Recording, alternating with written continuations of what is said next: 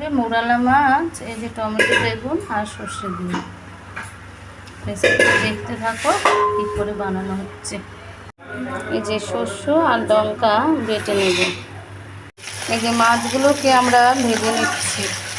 সর্ষে ফোড়ন দিয়ে এই যে বেগুন টমেটোটা আমরা ভেজে নিচ্ছি। লবণ আর হলুদটা দিয়ে এটা কষিয়ে নিচ্ছি। এখন কি মাছ সর্ষে বাটাটাও দিবা?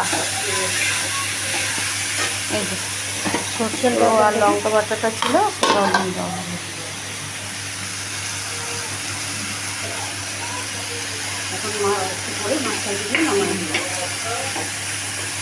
একটু কষিয়ে নিচ্ছে।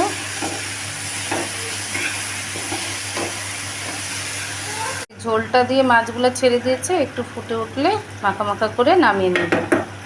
এই যে আমাদের তরকারি রেডি, এখন এটা নামিয়ে নিচ্ছে।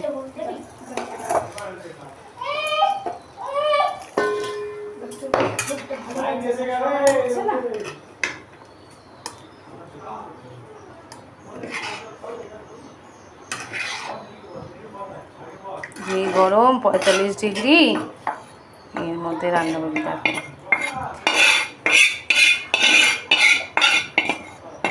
গরমের মধ্যে এই টকটা রান্না করে দেখো মাছ দিয়ে, খুব সুন্দর লাগবে খেতে, ভালো লাগবে, খেয়ে দেখো।